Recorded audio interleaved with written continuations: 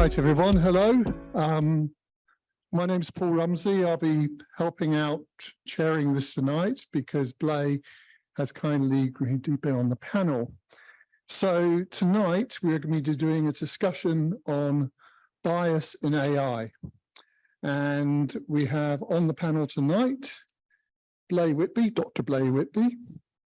And he's a philosopher of technology, an AI ethicist, specializing in ethics of AI and robotics.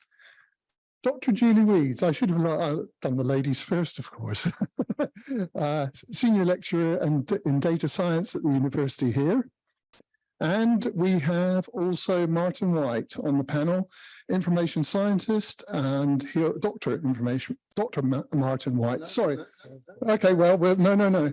These guys are doctors, all right. So anyway, that's the panel, and we're going to get to the discussion in a few minutes. But I want to tell you before we do and before I forget that Wednesday, the 7th of June, right here in this room will be Steve Torrance, and he'll be talking on what sort of society is AI giving us. So that'll be the next BCS meeting if you'd like to attend. All right, so the agenda for tonight will be, we will start with the panel discussion. We'll take questions all the way through, and we're going to finish up around about 2100 tonight, if that's okay with everybody. Good, okay. So anyone would like to start with a question for the panel, and I will. Shall we say a bit about who we are? Because that's why then they know who to. That's a very good idea. Why don't we do that? So, Blay, why don't you introduce yourself there and then pass the mic? Yep, I'm Blay Whitby, and like Paul said, I'm a specialist in AI ethics, and I've been a specialist in AI ethics for a very, very long time. I published my first book on the subject in 1988, so I'm not impressed that everybody's suddenly woken up to the need for this in 2023, because it's been there all along. And yeah, I think that's really all I want to say about myself. So I'll hand over to Martin. Yeah, I'm an almost failed chemist, and they said you'll never make a proper chemist, so I decided to be an information scientist, and that was the best decision I ever made in my life. Because it's given me a career that stretches back to 1970. I really am that old. And I've been doing, my focus really is on search. And I've been playing with computer-based search applications since 1977. They did exist then, you know, and many of them were very good. And really, that's all I've been doing. I've been helping people find information, good quality information, information they can trust. For certainly the last 25 years when I've been a consultant in that area. And it's good fun. You just make people's day when they can find a piece of information on which to base their decisions. And my focus is always on the decision, not the information or the task. Because if people, that's what people do in companies, they make decisions. So I'm a zero academic. And Sheffield only made me a visiting professor because I come along and make life hell for some of the academics occasionally and bring the real world into Sheffield University. Hi, I'm Julie. I'm a senior lecturer here. I've been, I started, I suppose, my career as a computer scientist at Cambridge back in the 90s, so not quite as long ago as my fellows on the panel here, but from there I went into thinking about AI and natural language processing, which is my specialism, in the late 90s, beginning of the kind of this millennium. And natural language processing, which is my specialism, is very much about extracting kind of meaningful insights from text. It can be also from speech, but in kind of what I do, I've kind of generally focused on text, trying to work out what things mean, whether two things mean the same thing as each other, being able to use text to maybe make decisions about what somebody has said, or be able to understand what people are saying in some way. over the years in working in this area, it's become more and more, I suppose, machine learning focused in terms of trying to learn from training data. And obviously there's a lot of hype at the moment around the kind of large language models that seem to be about to kind of take over the world. And I'll finish there. Can I just apologise on behalf of our fourth panellist, Meg Tennis, who was taken very ill today and had to give her apologies. In fact, I only found out at 4:15. But if you are expecting to see Meg as well, I'm sorry, she really is ill. Thank you. I was going to mention that, but thank you, Blake. Right. Okay, so let's get to questions. Does anyone want to kick off tonight with a question? I'll bring this tiny little microphone, which I'm not used to, over, and you can ask a question. One up here and starts off. Thank you very much. Like some sort of game show. There we go. Thank you. Hello, my name is Adebisi Adewusi. I was also a student here at Sussex. I did my master's here, and I did my dissertation on AI ethics in the Middle East.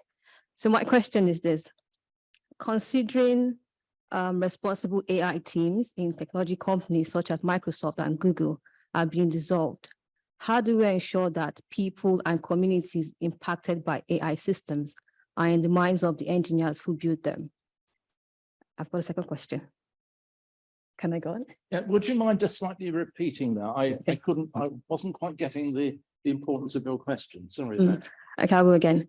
Considering responsible AI teams in technology companies such as Google and Microsoft are being dissolved, how do we ensure that the people and communities impacted by AI systems are in the minds of the engineers who build them?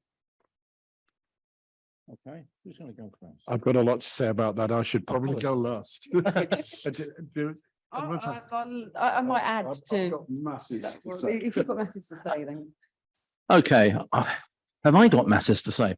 I think one of the problems is that all this is being driven by the power we now have of computation. Very little of the algorithms are new. It's just that we can process them so quickly that they seem to be actually applied magic. And when you've got companies called OpenAI, which is actually not open at all, it won't even tell you the size of their database or where the edges of their database are. You have to say what's wrong with the technology industry. And I think we are facing some major problems because the tech industry is driven by shareholders. It's not driven by people using the stuff. And at the present moment, a valuation on many companies is just sky high because of the promises that AI is going to improve productivity. Now, as I sit in an enterprise, no one measures the productivity of knowledge workers. No one. And yet the promise is it's going to improve productivity. But how can I do it? And even Microsoft can't do it. When Microsoft made the pitch about how good their AI was, as an example, they talked about software developers. That's a very special case. And what they said was, if we could get 78% productivity increase from software, think what we could do for the rest of the company. Sorry, that's basically inadequate mathematics. You can't scale from software developers across the entire organization. And I think overall, we are, if you like, the community is now trying very hard to catch up and in a way to undo the messages that have come across. This is not because the technology doesn't work, but because of the way that it is being positioned as, you know, the magic box. All you need is this.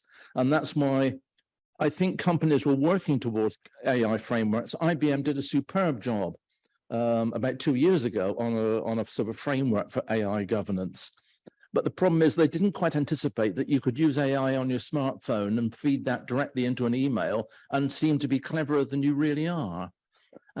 So I think it's an area where we need much more transparency. I don't know what the answers are, but we must be talking in a much more open way than we are at the present moment, because otherwise I'm really worried about whether we're going to get the true benefit. And there are benefits. I'm not from 1 minute saying large language models and AI is oh, that one, it has tremendous potential, but we have to target where that potential is and know what we're dealing with. So I think the tech companies really have got a lot to answer for at the present moment. Oh, yeah, I'll try to add to that. So yeah, just to follow on from that, I think there's a lot to be thought about within thinking about transparency, thinking about the sort of being able to understand what the answers that has been given to us by an AI, and ensuring that the AI systems can tell us how they came to a certain answer, rather than just having this kind of prediction, this idea that okay, if we do this, it's going to be more productive. But how did it get to that point, and what's going to happen, and to do that? So we always need, I think, to build in to our AI models this idea of being able to interpret, you know, what they are telling us and how it got there, rather than it just being optimized for some kind of thing such as productivity, and we have no idea what that means. I'll hand over to Blaine. As I understand your question, you were concerned about a couple of large companies dismissing their ethics committees, essentially. So there's a lot of things I got to clear up. First of all, I've signed a non-disclosure agreement with one of the companies you mentioned, so I'd rather not talk specifically about companies. I share your concerns, and a lot of the people dismissed are people I know well. And one thing I should make clear to to an audience who probably aren't in this field is ethics work is traditionally done for free, because exchange of money would create a conflict of interest. So when these companies get rid of their content advisory groups or their ethics committee or various groups of people, they're not doing it to save money. They're doing it to escape criticism. And more than that, I can't say, because I too have been shown the door and signed a non-disclosure agreement. But some things I can tell you. I'm a member of the advisory board of the All-Party Parliamentary Advisory Group on AI. And I refer to the tech giants, I've been doing this plenty beforehand, as information barons, because information is the oil of the 21st century. And let's pick on Lord Zuckerberg, because I'm quite happy to pick on him. He owns a bigger estate in cyberspace, and he'd like it to be bigger. He'd like you all to be in his metaverse, right? He has to employ some people, has to employ a samurai class, because otherwise hackers would move into his estate. But what's made him rich is all over the world, the peasantry are typing in information for free. They're giving him information. And this is not a great state of affairs. And getting rid of the ethicists makes it even worse. Well, I call them information barons. I'm here to tell you that the parliamentarians are rather ruder. They talk about digital gangsters. So the idea that your government is somehow in league with the information barons, let me put that in your head. In fact, Zuckerberg is a very unpopular man in the Palace of Westminster, not least because he wouldn't speak to the British government, right? Don't trouble me, you sniveling little government, which didn't make him any friends. So all of that is not secret. The proceedings of the All-Party Parliamentary Advisory Group are open for all the world. And as far as I know, I can tell you all this. I think it's a very, very worrying situation, because as the technology becomes more powerful, as the data sets get bigger and more universal, and we build a society where you can't actually work, you can't actually do anything without using this technology, and you're relying on it. The fact that it's in the hands of a few information barons whose motives are not that of their users for the most part, dare I say that. There's certainly a question as to whether or not they care much about their users, or they would put user benefit ahead of profit. You must draw your own conclusion. Can I give you any positives out of this? Well, out the corner of your eye, you can see the European Commission, who really don't like this development. So I foresee lots of trouble with the EU because they've already passed a lot of principles. Transparent and open AI is a development principle they've enacted. They also believe that for European citizens, which might include some people in this room, for European citizens, they own their own data. They own their personal data, not some large US tech giant, which is a conflict with the business model of Lord Zuckerberg. And that conflict could be interesting. Have I said enough about this? Are people still interested in me going on? Because a lot of my friends think that when the conflict comes between Lord Zuckerberg and the EU, that Lord Zuckerberg will win. And that the EU will just have to change its principle that you own your personal data. So if you're at all interested in this area, you should be lobbying. You know, the fight is coming. Why would Zuckerberg win? Why would you say he would win? Well, it's 3 billion versus what's the population of the European Union on 300 million. You know, Zuckerberg's estate is just bigger. Can I just comment on that, Simon, because actually one of the ironies is none of these companies own any information. If you a team at Stanford actually looked at the large language model being used by OpenAI and discovered 200 million copyright signs. Right, all the information that they have taken off the internet doesn't belong to OpenAI.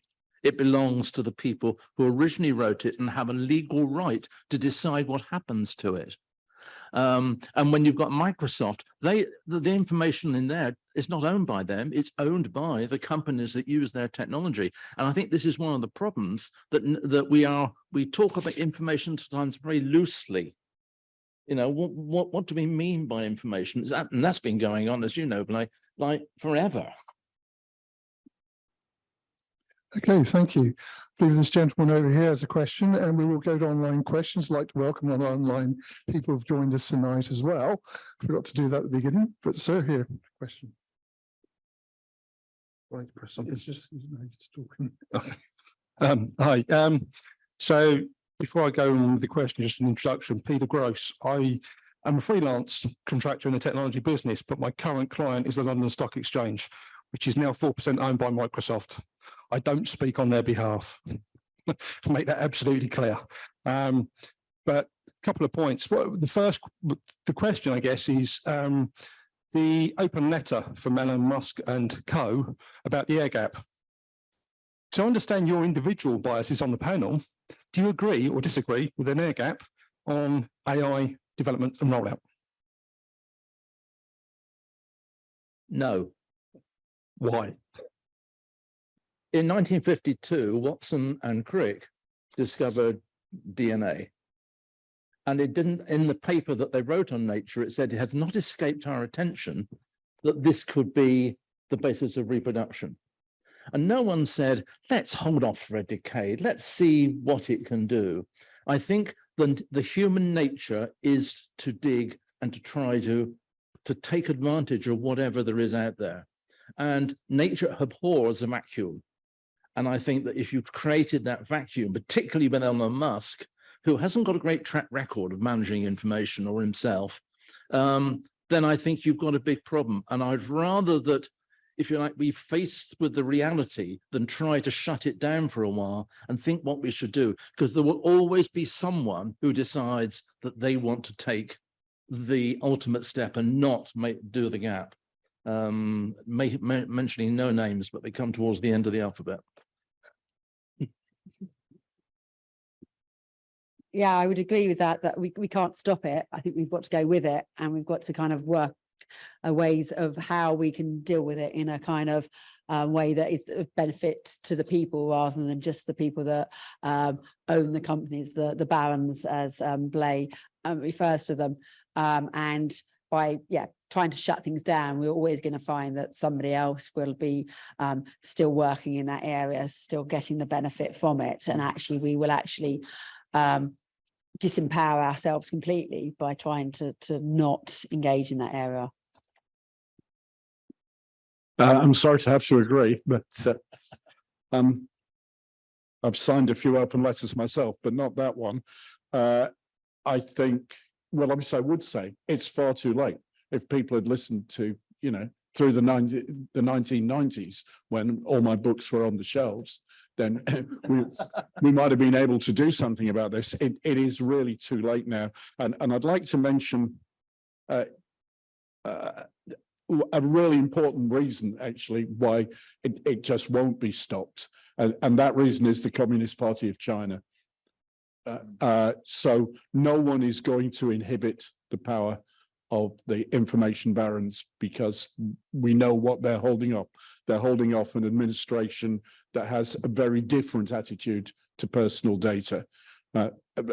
It's a very interesting debate. So it would be nice to see Meta, you know, broken up into smaller companies that were less powerful, but it's not going to happen because Meta is the bulwark of the West against the Communist Party of China. And unfortunately, this is where we are.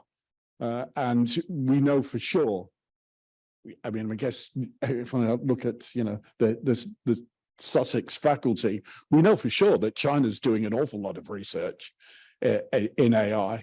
And an awful lot of research in clever algorithms for getting data, and also helping themselves to any data that's available from the West, right? This is not new. That's what's going on. So any inhibition of Western companies, and that chiefly means US companies, but there's been a lot of very important startups in this country, if you're interested.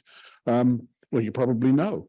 Any inhibition of these people is just going to open the door for China that is ready to exploit the space, if not already exploiting the space. So no, I don't think it's going to be stopped. I don't think it can be put back in the bottle. It really is too late now. Okay, next question for the panel. Okay, I'll come over there, sir. Hold on.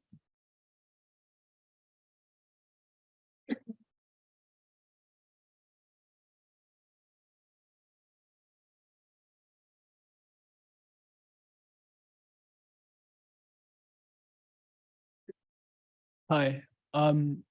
So my point or question is, I slightly disagree on some of what you say in regards with AI. I think. Could you put the microphone nearer? I think so as humanity, I think the end goal is to reach like a post-scarcity economy where goods don't really have a cost or services. So I think AI is the solution to reach that point. And I think like holding it back, I think if you let AI do its natural thing, it will logically reach that point by itself. Yeah. Did you Yeah. catch that? Can I just add one thing, that there is a throttling mechanism, and that is money. The computational requirements of a large language model and the water it requires to run the GPUs is such that at the present moment we're in a sweet shop where no one's charging for the sweets. There is going to come a point where companies are going to have to monetize that. We're already seeing the pressure on Alphabet because the AI is probably going to play havoc with Google's business model.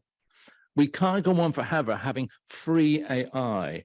OpenAI needs to make some money, and I think that will start to throttle the situation, because the people who may want to pay money for it, either directly in an enterprise or indirectly through advertising and services, are going to say, hold on, there's a value issue here. I'm not getting value for what I'm putting into it. And that frightens Mr. Zuckerberg. My response to that would be two things. It would be two things. So first of all, with regards to computational power, quantum computing is like up around the corner. And then second of all, it's only quite temporary having value in the AI. For example, a lot of the value in goods and services comes from scarcity. and reaching a post-scarcity economy means goods, there are an infinite amount of goods and services, and especially regarding like outer space and stuff where resources and stuff wouldn't be so limited. So those are my answers to your response. I'll try to respond to that. So I think quantum computing's it's not quite there yet, but yeah, you're right. It may be, on the way to the point where we can actually do something really practical with quantum computing. I know people are building quantum computers, but it's still very much kind of, people tend to work with a kind of simulation of the quantum computer really, rather than a kind of real full scale quantum computer. Maybe that would offer some answers to being able to do these computations. So yeah, an interesting kind of way of maybe reducing the computational costs of AI. And I think to the other point, I think it's hard. I think I have to agree with my fellow here on the part about the fact that the people that are have the power in AI at the moment want to make money out of it. So they're going to find ways in which they can make money out of it. That's kind of, they don't, I suppose, want to get to that point where it is just freely available to everybody. So there is always this push, this need for things to be making money. And that's why some of the things which we possibly could do with AI, which would be really good for everybody, don't happen because they're not really as easy to monetize. Where the things which are kind of AI will get better and better at, the things which can be monetized and people can make money from them. So I think, yes, if it was kind of, as you were suggesting, that would kind of mean that, yes, we don't have to worry about AI because everybody would have access to it. But I think it will be hard to get to that point. But yeah. Blade, did you want to add? Yeah, I'll try to play the academic. Do you all know Zuckerberg's laws of technology? Just me then. Zuckerberg M, 1986, the laws of technology. One of them is, how does it work? Invention is the mother of necessity. And just looking as a historian, he finds numerous examples of people being persuaded that they need the latest technology. And of course, if you think about it for a minute, you don't, because you're managing without it now. Right? In fact, if you just give it as an exercise to students, write down the 10 things you need most, 10 technical things you need most, then I think we can be pretty sure that they wouldn't include the sort of commercialization of AI that you're going to see. There's lots of good applications, like Julie says, there's lots and lots of beneficial applications, but the profitable ones, there's a whole range of profitable uses for AI that worry me ethically. The paper of which I'm most proud, I don't know why, is called "Do You Want a Robot Lover?" ? Right? And the thing is, you don't, right? But there's a lot of people are going to make a lot of money selling you that. Right. It's a straightforward commercial imperative. If I say, as an ethicist, there are 7 billion human beings on the planet, at least 7 billion, find a human companion. You want an intimate companion, find a human, then no money changes hands. The wheels of commerce don't turn. But I'm quite happy to name the guilty men. If David Levy, who published a book, I don't know, 10 years ago, called Love and Sex with Robots, predicting marriage to robots by 2050. If he says he won't call you back, don't have anything to do with humans, you'll get nasty diseases and so on, I will sell you an intimate companion, then there's profit to be made. That's the problem we're looking at here. If making profit is the motivator, then there's no guarantee that you'll get good applications. Hey, anybody, another question? Okay, right.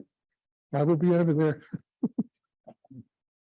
Wife said I should do more exercise. Well, I wish she was here watching this because she would, thank you. You would not believe it. Anyway, Okay. right, yeah, I'll pass out in a second. There you go, sir. Okay, my question is about bias. We seem to be living in an age when society is becoming more polarized. We're looking at scenarios. If you watch Fox News and you watch MSNBC talking about the same story, completely different angle on things. And people are making money out of this. People are making, politicians are making careers out of polarizing people. What are we going to do? Are we looking at a world where we're expecting AI to balance it out by watching 50% of each, and coming up with something in the middle? Or do we look forward to a Fox News AI future and an MSNBC future? How do we sort of normalize this, or do we just live with the fact that, you know, we are going to get different views from different data sets? I think it's an interesting one. And I think at the moment, the way our AI is that it exacerbates that, because we get to see what we like. So therefore, somebody that kind of likes Fox News will see more things that support what they've seen on Fox News. And that's what AI is currently kind of giving us. And we end up in our own kind of a bubble of kind of, this is my friends on Facebook. This is what I like on this website. And therefore, I see more and more of those things that are kind of I like, or what people that are similar to me like, and that I think increases the polarizations. So at the moment, that's, you know, a real worry is that we have this kind of increasing polarization, which is actually assisted by AI. What can we do about it? I don't know, do we want to force AI to look at both of those things and come up somewhere in the middle? What would that mean to be somewhere in the middle? How do we actually establish a kind of actual truth between those two things? I think is, you know, all of us would probably have what we think is the truth of those ones, but, you know, somebody else's truth is different, you know, and there's kind of, it's a difficult question, isn't it, to actually establish what is the truth. I think all we can do is make sure that we keep asking our AIs to explain to us why they've done something, and asking it, why did it predict this for me? Why did it recommend this to me? What else could you have recommended to me? If I ask you a question, or I ask you to check some facts for me, ask it, well, you know, what would somebody else have said? What would, you know, and to be able to try to use AI to kind of make those decisions ourselves. So we're not relying on AI to make the decisions. We are, as kind of humans, using AI to assist us to make those decisions, but to be able to see everything that's out there, rather than, yeah. But that's my view, and I'll pass over to see what others think. Yeah, I mean, I have a slightly limited view, because most of my experience is with inside organizations. And inside organizations, every piece of information has an audit trail. You can trace it back to the person who wrote it or the department who wrote it. If you do a search on a conventional search like Google, and you find an article, it's in a newspaper, it's in a patent or wherever, you've again got an audit trail. You could track that patent back to see who the inventors were. We can see their research papers. That makes a lot of sense. And one of the challenges we have with AI is that we have to trust an invisible machine, and we have no way of checking it. And OpenAI are very clever, because they throw citations and links into the data, but the citations don't work. You know, they're just to create the impression that it's actually coming from somewhere. And if I can just expand a little bit, the key people who've got the most control in the organization are the risk manager, because companies and charities have to, and public bodies have to work on a basis they have minimized the risk to the people they employ and the people they serve. And that's a fiduciary responsibility. They can be taken to court if they don't do it. And if you fancy, you know, quoting a citation you've got from OpenAI and make a legal decision on it, I hope you don't end up in court, because that bit of governance is still in place. You know, where was that case decided? What court?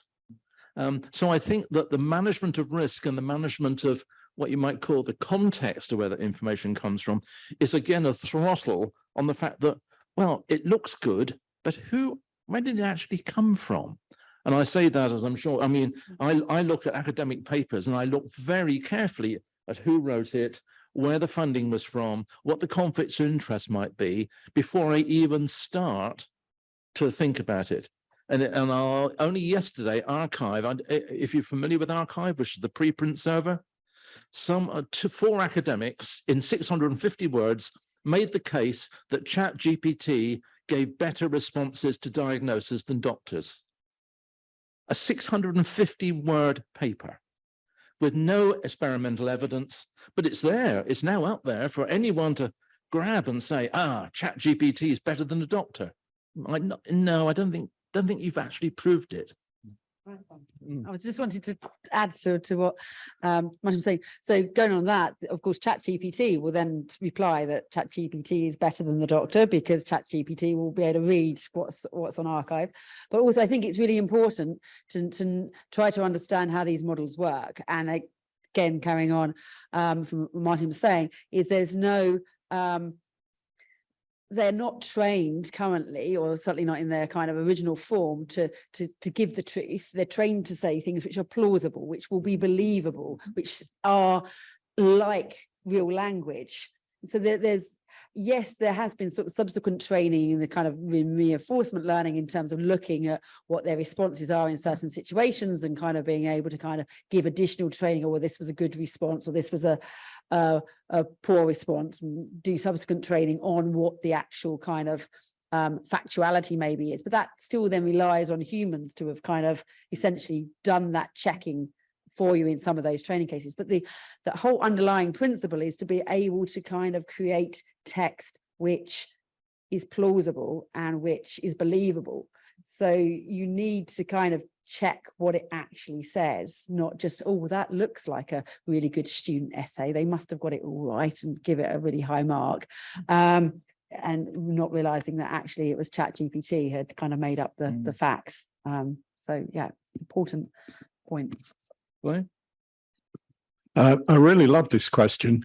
I mean, well, partly because I'm a philosopher by training, so I'm not frightened of going down the rabbit hole of what is truth. And I don't think everybody can claim their own individual truth. That's clearly not. And also because I kind of lived through it. I remember the early days of the internet when everybody, particularly the people at Sussex, were hyper positive about it. This was going to liberate knowledge. This would remove the gatekeepers from knowledge, those fuddy-duddy editors and information scientists and academics who restricted knowledge and compiled the Encyclopedia Britannica and so on. They would be swept aside and the whole world would have access to knowledge. Right. And that looks a pretty naive view in 2023. I mean, to take a thing that philosophers talk about as an example, belief in a flat earth. Right now, what can I tell you? Plato says quite clearly the earth was a sphere, and Pythagoras measured its dimensions fairly accurately. So, whoever's saying that there's a flat earth, it's not there in the academic literature. We've known that it's a sphere since, well, for 2,500 years. So who does believe in a flat earth? Well, the last time I researched it, belief in a flat earth was higher in the 21st century than ever before, and growing. Right. And that's one of the problems we've got. Right. And so, I have to say to everybody here, especially the young people, the need to do what Martin said, to check the sources, to say, is this plausible? Could this possibly be true? Is greater than ever because of the development of false knowledge. But maybe my ideas are old fashioned, because I have to say, I had a chastening experience. Might have been in this very lecture theatre, because nowadays when you give lectures, the students all have their laptops open, like Ian there, and they're googling what you say, or maybe they use Bing, right? While you're saying it, right? And a student challenged me and said, you know, Wikipedia says you're wrong about that. And I said, yes, I know. Someone's going to be in the bonnet about it.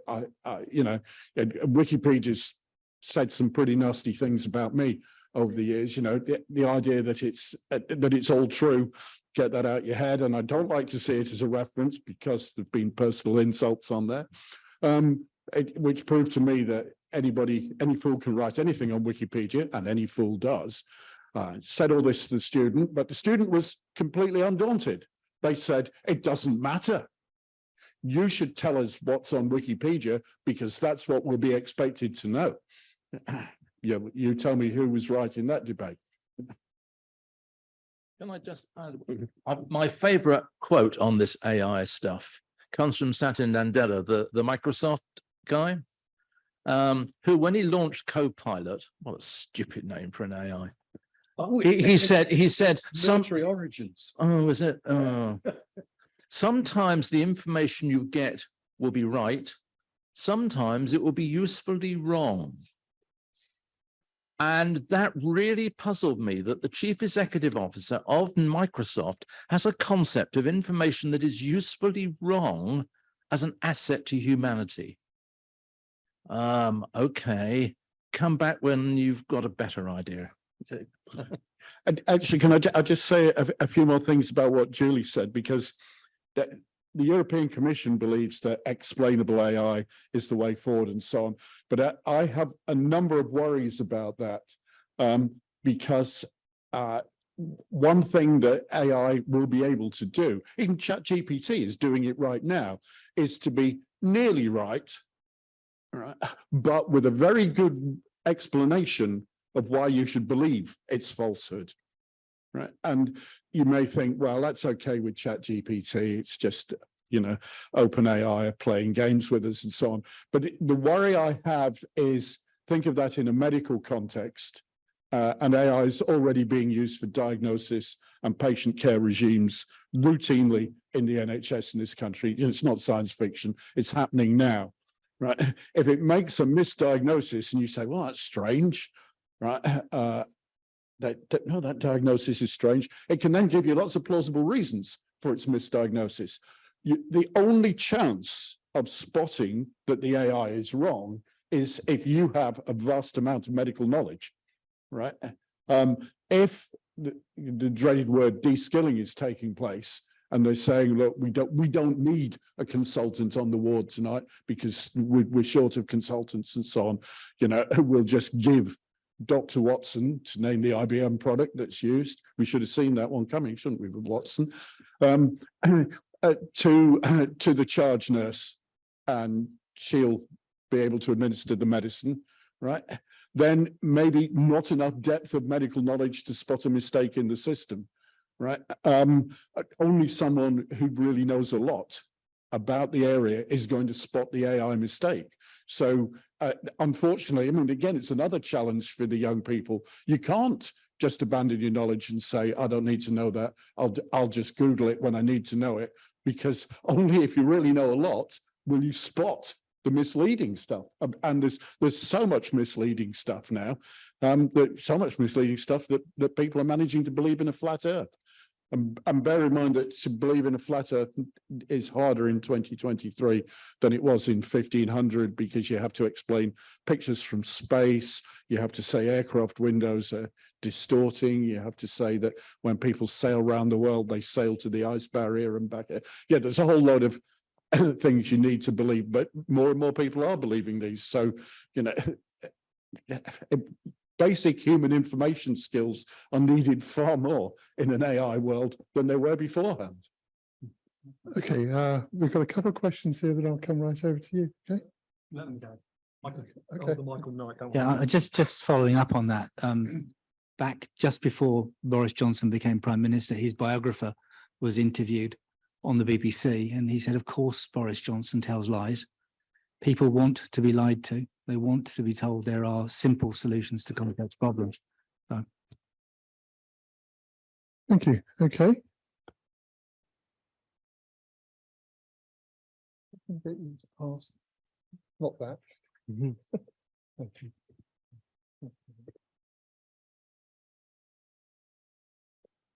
My question is, what is the difference between an AI that misdiagnoses someone, so in the medical field, and a doctor who misdiagnoses someone? Because that is very real.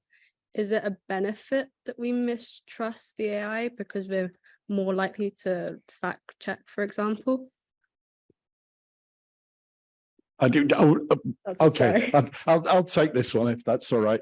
There's, if you're the patient who's misdiagnosed, it doesn't make any difference to you whether you're misdiagnosed by a human or misdiagnosed by a machine.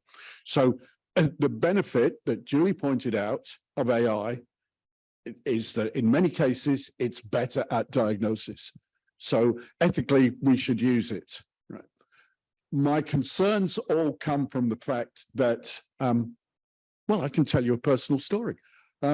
Here's the problem in a nutshell. I was teaching ethics to a group of computer scientists at a university that should be nameless, called the University of Sussex, and a student got very cross with me.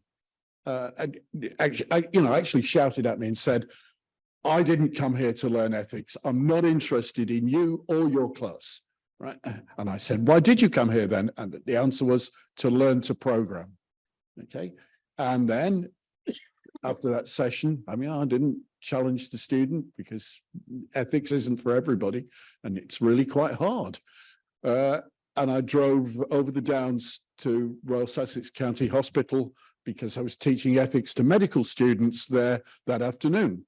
And on the drive over, I thought to myself, wait a minute, if one of these medical students shouted at me and said, "I'm not interested in ethics," I would be duty bound to go to the dean of the medical school and report them and say, "I'm very sorry to have to report this student, but I think there'll be a danger to the profession and a danger to their patients because they've got a very bad attitude to ethics." Right now, maybe it's different between computer science and medicine. You must decide. But the problem I've got is the highly trained doctor, taken 8 years probably to get on the ward and be trusted on her own with the patients, done, you know, at least 2 ethics courses, maybe 1 with me, right? And licensed by the GMC. If she actually messes up, that will be the end of her career, right? But she's taking advice from an AI device, right? And slavishly following it, where the code has been written by gifted amateurs with no qualification, and they probably shouted at me and said they were only interested in programming, not in ethics, right? And I wrote a code of conduct in 1988. It's probably 24 codes of conduct for AI now, but there's no legal restrictions. There's no particular standards you've got to meet, right? And where an extra 0, you know, or this sort of programming error for which IT professionals are justly famous could actually kill somebody, it's unlikely that there'll be any prosecutions. Indeed, you know, again, we don't need to look to the future for this, because in 1992, was it, the London Ambulance Service introduced an automatic direction system for ambulances. It didn't work. It didn't work from day one, which is another tradition in the IT profession. It didn't work at all. And maybe 20 people died because ambulances didn't get to them for 48 hours and so on. Right now, I don't know what happened. I don't know if there was a team of programmers saying, no, you can't turn it on, it's not ready. Or they were, yeah, it's okay. Yeah, it'll work. Yeah, turn it on. I don't know what happened, and that makes a difference ethically. But I do know, right, that none of the software developers or their managers or the programmers faced any sort of prosecution. I doubt if they put it on their CV, but they're still working in the IT profession right now, right? So yeah, that's my ethical worry with the AI, that you know, it's not subject to the same scrutiny that we put humans through. Right. Have you come across? Can I just say, have you come across? Sorry. It was 1992. Oh, that's why he has his laptop That's what open. it says on Wikipedia. Have you come across Nancy Berlinger's book? No. You really want to read a book by Nancy Berlinger. It's Workarounds in Healthcare, the Ethical Implications. And it just, and in a way, what we're talking about here is workarounds. AI is giving us another approach. And Berlinger's book, which she wrote about 4 years ago, is a very detailed examination of the ethics of how workarounds are addressed in hospitals, where even though you think the diagnosis is correct, you take the decision to give an alternate treatment because you can weigh up a whole lot of contextual information to change what the outcome is. That ethical to do? Nancy Berlinger is a Oxford University Press, and if you're interested in ethics, it's a very interesting read because it just focuses on that patient-doctor relationship. A bit before AI, I mean, AI was there a bit before chat, but nevertheless, do have a read. It's very interesting. Yeah, I just wanted to add on to going back to your question about whether we should trust the human or the AI doctor, and following on from what Blay had said as well. Well, I think it goes back to us not slavishly following the AI, not using the AI to increase productivity of the hospital staff. We should be using the AI to increase the outcomes for the patients. And if we think about it in that way, then we won't be slavishly following the AI because we've got more and more patients to deal with. We'll be using the AI as a second opinion or a third opinion, or we'll be using the AI to help in cases where actually the experienced doctor isn't sure, and therefore it might be able to give them some insights that they couldn't see and make suggestions to them rather than. So that's why I think, again, we, if we could, be less economically monetary kind of focused, and we're thinking about kind of increasing life value, life value rather than money, then we wouldn't have some of these problems. But yeah. Okay, thank you. We'll take one more question for the audience, and we're going to look at some questions online because of the time, and then we'll come back at this time for some more questions from the audience. Thank you.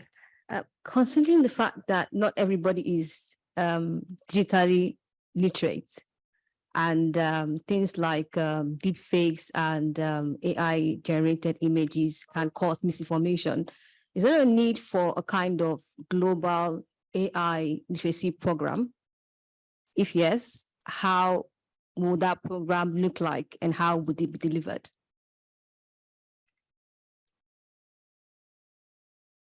I missed some of the question. You said, is there a need for a global, what was? Like, considering the fact that we need to be able to spot AI technologies that are fake, like deep fake, and we need to be able to, like, when we write things in ChatGPT, we need to be able to, like, fact check it. Yeah. So, because not everybody is digitally literate, is there a need for some sort of AI literacy program? And how would that program look like if there is a need for that program? Yeah, I agree. I think there's definitely a need for that, and that's something which we should be in schools already. It should be part of their kind of using kind of computers and digital kind of means to find out information already. One would hope that that was part of kind of what we're teaching in schools. I'm not entirely convinced that that necessarily comes across from what I see from my children in terms of their kind of use of kind of various digital technology and their kind of belief in the way, automatic belief in what it says. Yeah, I think we should be focusing on that, and we should be focusing on making sure that the idea of ethics, is very much part of kind of computer scientists' education. It always has been, but it should, it needs to be, these things need to kind of remain central. And I think, in terms of,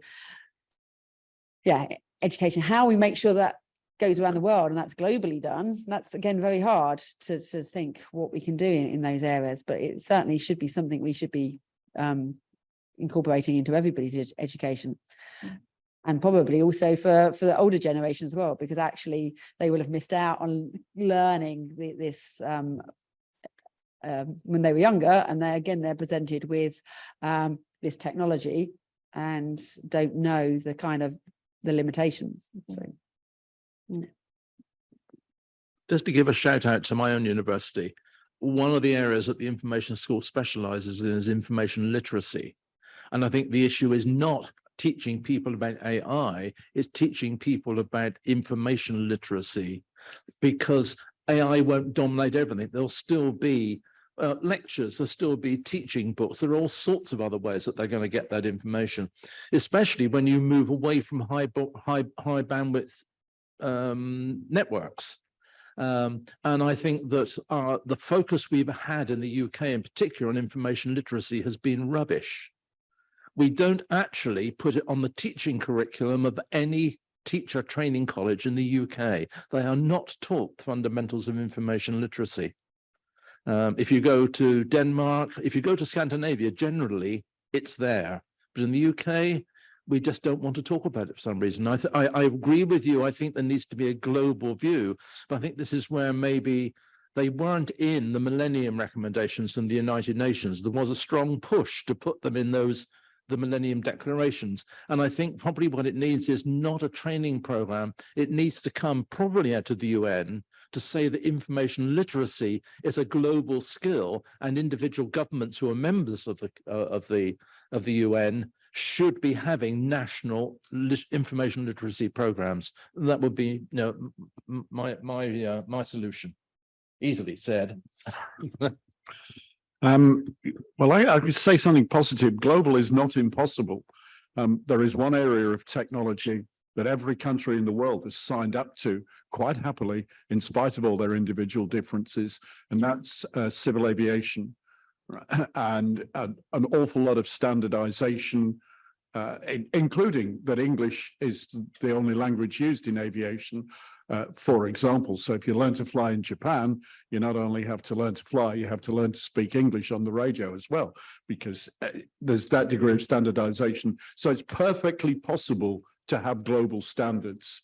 And in fact, I gave a presentation to the all-party parliamentary advisory group saying just this, that aviation is an existence proof that we can have global standards. And I think with AI, it's global or nothing. The idea that Britain can pass some sort of legislation that'll mean anything when we're interconnected, and Ian will just click onto another country on the internet straight away. And it's global or nothing as far as I'm concerned, but global is possible. But then there's a lot of work for the young people. You've got to push for this. I'll also give a shout out for BCS in terms of computing education. BCS does have a voice for the government, and it's down to BCS, for better or worse, that children need to be told what an algorithm is, which I don't know whether or not that was helpful, because every primary school teacher instantly put their hand up and said, please, sir, what's an algorithm? So the BCS had to send volunteers into school to explain to teachers what an algorithm is. So just telling the government to put information literacy into the curriculum doesn't fix the problem, because you need people who know about it to tell the teachers. But these things are fixable. These things are doable. I think it's not, you know, it's not a hopeless situation. Just to finish, there is a great example of a world standard that's in multiple languages, and that is data protection. Yep. It started off a long time ago, basically in Europe, with the Council of Europe. There are now 131 countries in the world that have equivalent legislation on data protection. The major emissions are the UK, US, and China. We don't know much about North Korea, but I'm pretty certain they haven't. Okay, let's go to an online question then from Peter Shepherd.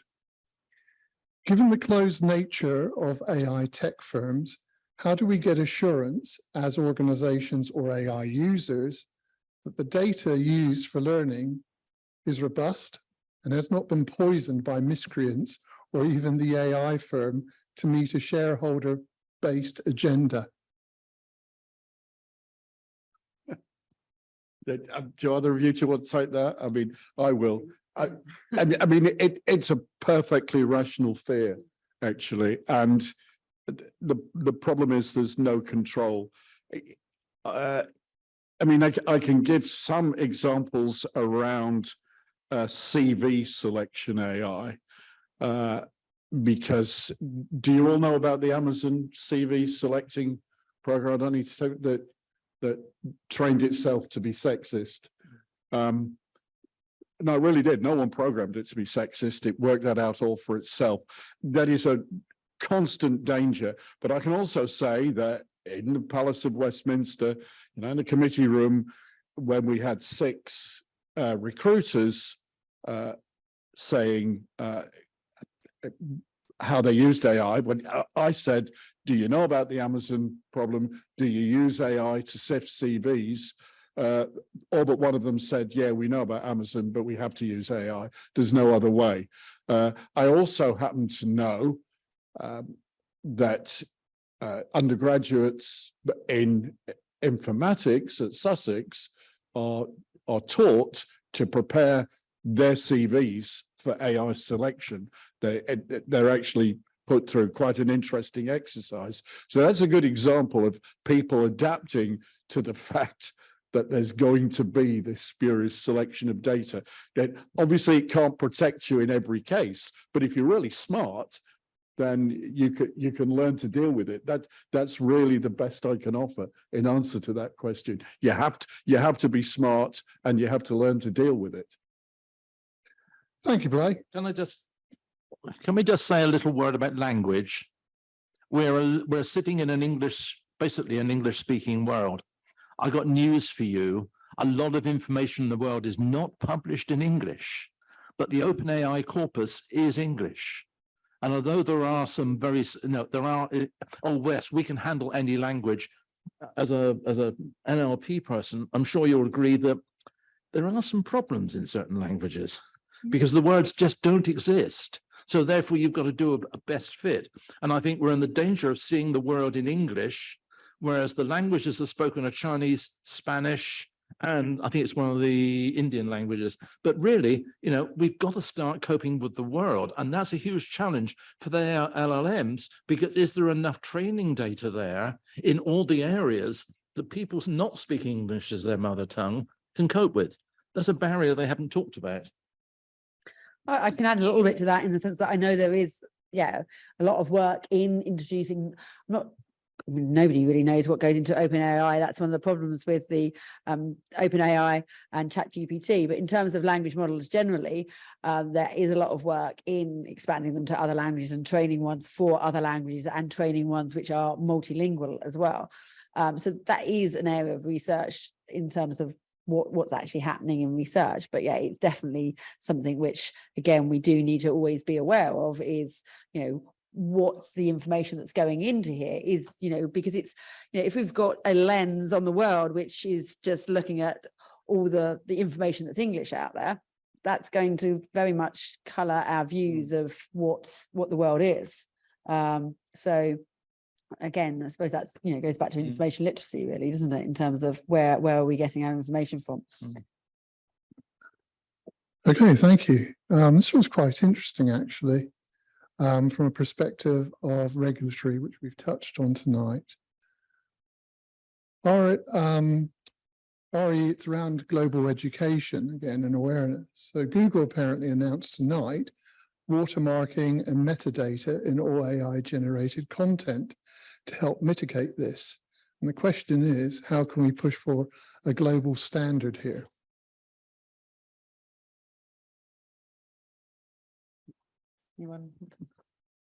There is an awful lot of work being done on watermarking, and I think, Julia, the evidence so far is a bit, yes, it can work.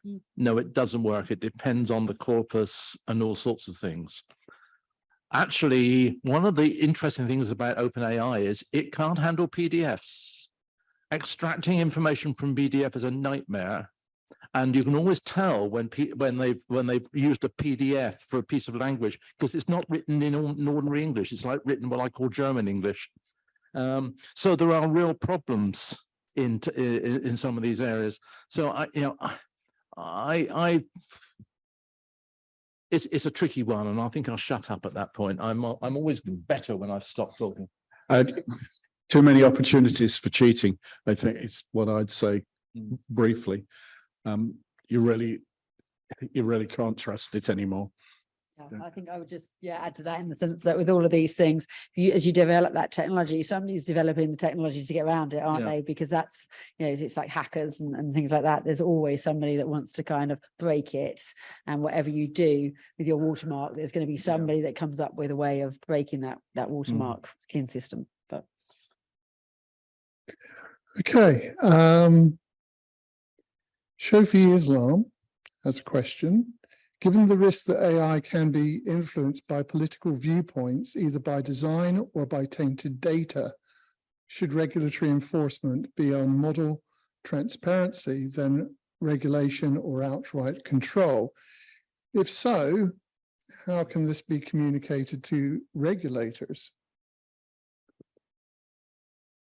A lot of regulatory questions on there. Yeah, I think we've just selected Blay to respond to that. Oh, it's a good question, isn't it? Can I just say my normal piece that the work is just starting for the young people. You're really going to have to work out ways to do this. One of the questions earlier reflected one of the ways that democracies can fail, and indeed are failing, which is to get a roughly 50-50 split with the two halves that just don't believe what the other's saying. And now, I guess my view is that that's sort of happened for social trends, not because of the technology. But if you were to say, no, it's been caused by the technology, then I wouldn't have a good argument against that.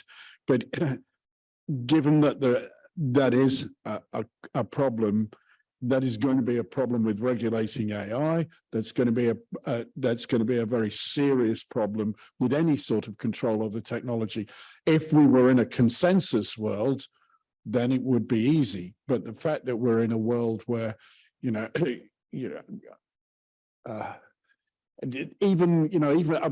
I can't even pick the words because the words are partisan.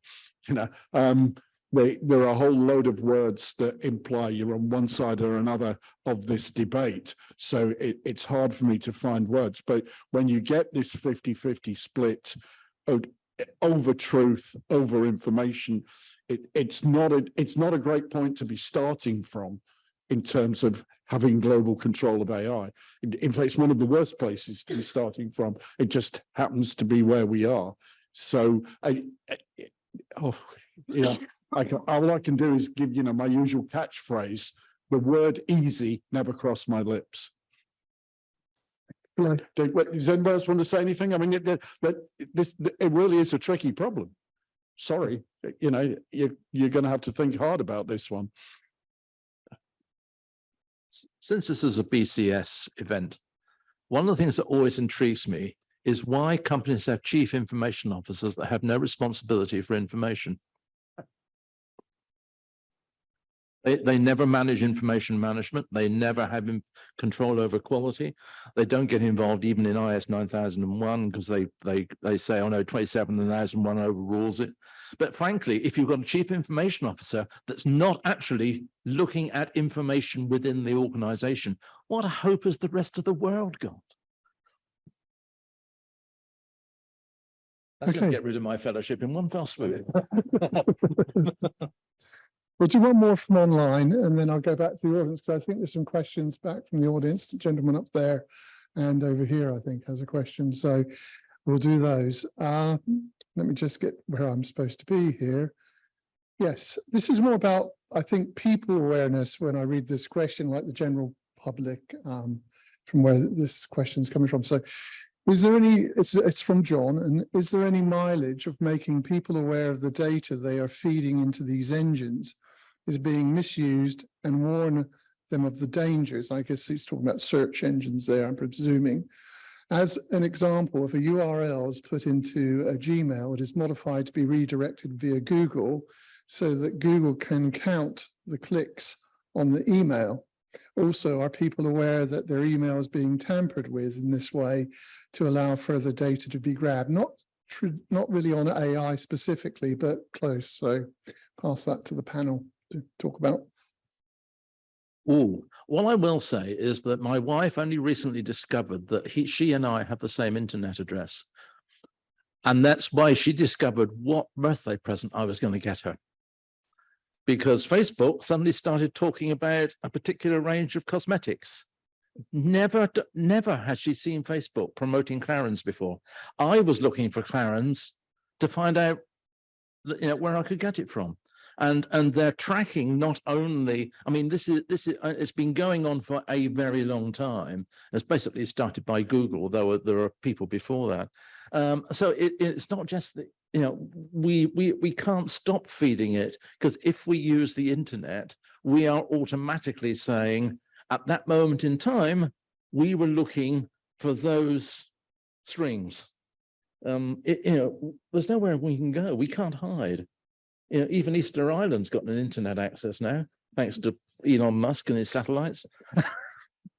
Indeed. Okay, I think we'll go back to the audience now. Did you have a question, sir? Okay. All right, sir. Okay, I'm coming back up to you, getting my exercise here. It's a very high level question. Very good. Right, here we go. Please speak loudly into, I think the battery's starting. Okay. So you were talking about usefully wrong. I think it comes back to, in like the pursuit of truth, what you find is most people would rather live their lives based on emotion. And I think people's inherent need for even believing stuff like flat earth is more anti-establishment. So I think even if it wasn't flat earth, they'd find something else to disagree with. And I think that comes down to inherent human nature for conflict. And because humans aren't very adapted to technology, and adaptability comes from natural selection, which doesn't really happen anymore. So humans can't really adapt to technology. So what you find is humans revert back to tribalism, and that's why you have different demographics watching stuff like Fox News, MSNBC, and CNN. And I think inherent human conflict is kind of necessary. So information that's like usefully wrong, it's there. So small conflict happens on a small scale and it doesn't break out on like a big scale, if you understand what I mean. Yeah, I agree with what you're saying about looking at the if you like, the background behind the people, what their views are, depending whether, it's America or wherever. One of the things that intrigues me that no one's been looking at is the impact of neurodivergence conditions, particularly dyslexia, on the ability to those people to be able to look at a piece of text with the sophistication that maybe we have, but they are having problems, using that text. And we have, and there are 10% of the people in the UK who have got somewhere on the dyslexic spectrum, and no one is paying any attention to what AI risks and benefits could be to that particular cohort. And I think we need to start looking at cohorts of particular types to understand how they're using, what use they can make, what the risks are, rather than just saying on a global basis or on a country basis. I think we need to start getting a bit granular. Oh, that's produced a reaction. That's good. Okay, we have another question over Sorry, here. someone's desperate to reply to something I said. Oh, okay. Where was that? Oh, right. Oh, this is going to be challenging. No, Yeah, there you go. Sorry, the talk about neurodivergency was just quite interesting because I recently did the CV unit at Sussex where we were put through the really interesting process of kind of using the AI and how it would be implemented in a professional world. But the problem that me and my lot of the classmates were questioning was the interview process. And it marked you on eye contact and how you spoke and how you presented yourself, which with a lot of physical and neurodivergency issues, that would be a problem. Do you think there's a way to solve that? Is that through legislation or education or monitoring how much the AI is used and implemented in the professional world? I think we just need to start by recognizing that there are some issues, and we don't yet know whether they are negative ones, or we don't know whether the AI technology can actually help in some way and how the information is presented. But the whole question of prompts comes back to how people form a question, and people form questions in different ways. And, you know, a German will form a question in English in a different way to someone who is English. And this really throws conversational search applications. I know, because I've worked on them. So I think it comes back to what the gentleman was saying at the back. I think we've got to start looking at particular, you know, let's take off a few cohorts and understand them and then gradually spread, rather than trying to say, let's regulate the whole of the UK or the whole of global, because we ain't going to do it. Just wanted to add to that, to say that I think it is important to try to kind of bring into either regulation or guidelines in terms of not, you know, when these AIs are used in the professional world, to not be, to say, discriminating against things which are clearly associated with certain kind of characteristics.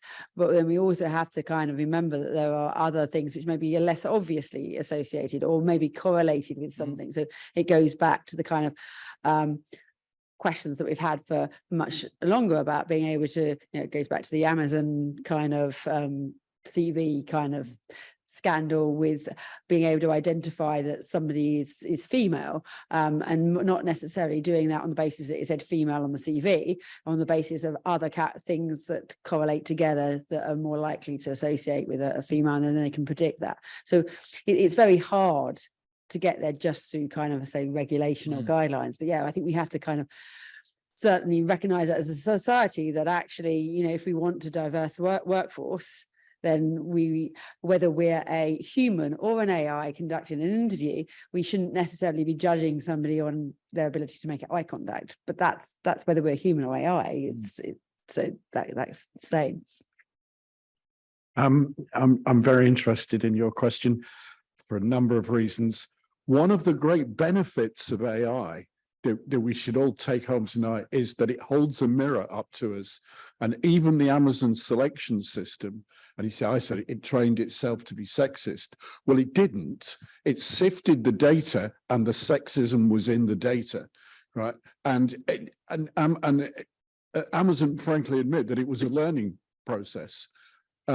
So that's something that AI can do. It can show us prejudices that we've got if we're prepared to look at the result, not take them as some sort of superhuman impartial thing, but exposing our own prejudices. And we should also, you know, we should always look at the nonsense that sometimes comes out of Chat GPT as exposing some nonsense that maybe we've believed or that we've put in there in the data. And on the interview thing, again, I have strong opinions. And again, your experience shows up a serious problem for human beings. I had an undergraduate friend, a very good friend, became an industrial psychologist, spent her entire career, retired now, showing that interviews are absolutely hopeless at selecting candidates, at selecting initial candidates, at selecting people for promotion. They are not better than random. So if you throw a dice, you'd get as good results. You know, and this is just scientific fact. So why do people interview? Well, they come up with a lot of excuses. But the point is, you know, it's a known defect of human beings that they think they can select candidates by interview, right? And in fact, the scientific evidence is you can't, because people just judge on initial impressions and select someone who's like them or a younger version of them. And it's been demonstrated scientifically so many times, but people still insist on interviewing. And you'll hear every excuse. You say, do you know the scientific evidence? Why do you select by interview? And they say, oh, well, we want someone that we'd be comfortable having around. You know, this candidate looks better on paper, but we're in the interview panel, we all preferred her. That's the sort of thing you hear. So, I mean, again, what AI is telling us is that's something we're really bad at, selecting by interview. And you know, and it's not even new. We've known for decades that we shouldn't select by interview, but we still do. Did you want to say something? Slightly maybe argue, not really argue, I wouldn't argue with Blay, but to say that maybe the interview process, again, it shouldn't be seen as selection by interview, but again, it's about being looking at our sources. So when we're judging somebody for a position, we're looking at what they're like on paper, and we're looking at what they're in interview and trying to see whether that actually matches up to whether what they've told us on paper is actually the truth. So we're doing our checking, and maybe that's one reasonable reason for actually carrying out an interview, is to actually say, is the person that this brilliant CV, maybe I'll be able to decide whether they truly are that person or not by having an interview with them. So we're actually doing our information literacy. No, I mean, I agree. There's the special case Yeah. of a PhD viva. Oh, And yeah. I've been on lots of those, and what you're interested in, you've read a brilliant thesis. Did the supervisor write the thesis? That's the question in your head. Or did this person, you know? But that is a reason for interviews. But So we have about 10 minutes left. So I think there's 2 more questions from the audience. So thank you. Yes, hi. I have a question. After appearance a lot of explainable AI methods now that explain significant explanations about AI, do you think is it possible to rely totally on the artificial intelligence in the high stack or dangerous field like a medical field? So can I just check the question? So you're saying that with the explainable AI, can we completely trust AI? Because now there is a lot of explainable AI methods give a clear and significant explanations. After this method development and appear, can we rely or depend totally on the AI using in the dangerous field like a medical field? I think can you repeat the question? Because I didn't correct you. I think it's about whether we can completely rely on AI in the medical field, given if we've got very good explainable AI, I think it goes back to what we were talking about earlier, the fact that it possibly still depends on somebody having a lot of medical expertise to be able to know whether that explanation is actually correct. So whilst it depends potentially on the way the explanation is given, but there's still worries in terms of if it's made, if the explanation just seems plausible, if somebody hasn't been fully trained and it isn't paying kind of complete attention because they just assume that the AI is right, the AI is always right, then they may not spot the cases where the explanation isn't kind of as complete as it should be and where there's a mistake. So I think it still relies on us very much having somebody that's able to look at those explanations and really understand those explanations and not just say, well, the AI must be right because it gave an explanation. That's my view there. Yeah, I suppose one of the things that intrigues me about all the research that's being done is that we never do A/B testing. Are you familiar with A/B testing? In other words, I do a lot in the search environment because you say, here's a set of parameters, and now let's turn them off and see what the difference is between the two. And we are not doing well-grounded A/B testing. We're taking a cohort, doing some stuff with it and saying, the probability is that it's better than the original, but we don't do A/B testing, which is very difficult to do, very expensive to do, but it's the only way of saying, actually, have we made any progress or are we going backwards? One of the courses I teach is called the aviation model in medicine. And one of the things I'd say to you about this is look at the aviation world, which is bouncing around trying to deal with this problem. Modern airliners are so automated they can fly themselves. But every 6 months, the humans at the front have to demonstrate that they could fly if everything, if Canada Geese took out both engines and things like that. And there's a lot of debate, a lot of pressure from airlines to reduce the human input because it costs a lot to train and it costs a lot to put humans at the front of the aircraft. And maybe they can manage with just one. You know, there's a lot of cost pressure like that. And I think, you know, medicine should look over its shoulder at aviation a lot, because there are a lot of comparisons about the area, and there will be pressure. There already is pressure. And I heard a politician say today or yesterday that we can use AI to reduce the number of doctors that we need. Am I just making this up? No. I'm sure I've heard that there will be this pressure, and I mean, AI is good. It will save lots of lives, but we still need human control. And worst of all, for an ethicist, we need a human to take responsibility, you know, because there are people who talk about machines taking responsibility, but I don't see what it is for a machine to be held morally responsible for a misdiagnosis or an error. So, you know, it's not a great job to take responsibility for a highly automated system, but airline pilots have been doing it for years.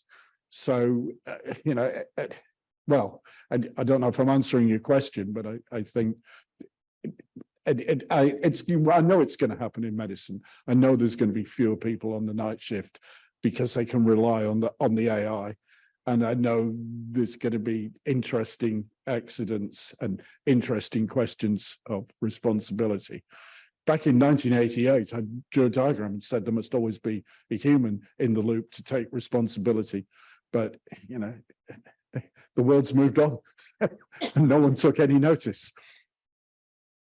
Okay, we have time for one more question, I think. And you, sir. Thank you.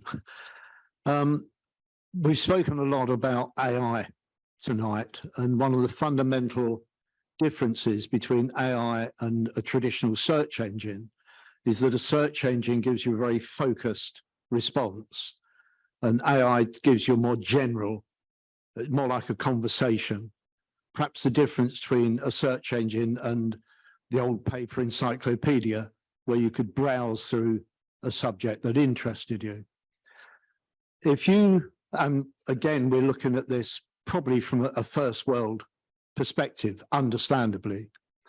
But if you live in one of the many parts of the world where you don't have any access to a doctor because they're a day and a half's drive away, AI will be infinitely better than Google. If you live in one of the many parts of the world, and I'm not qualified to make this statement on two counts, if you live in one of the many parts of the world where you're a young girl and you have no further education, AI may actually provide that education. It won't be perfect, but it'll be infinitely better than having none at all. Are we looking at a first world risk, but a third world opportunity? Just a thought. Yes, definitely. I just have to agree. Totally. Yeah, but all I say is the difference between diagnosis and treatment. You can diagnose an illness, but if there's no medicine that can be used to treat it, it doesn't matter who made the analysis. And so I think that we talked earlier on about sort of, you can get wonderful diagnoses. Yes, you can't actually get hold of a syringe of the right liquid and put it in the patient's arm at the correct angle. I'm sure robots have come because Blair's working on it. But yeah, I see where you're coming from, but it just worries me that we're not looking at the total process.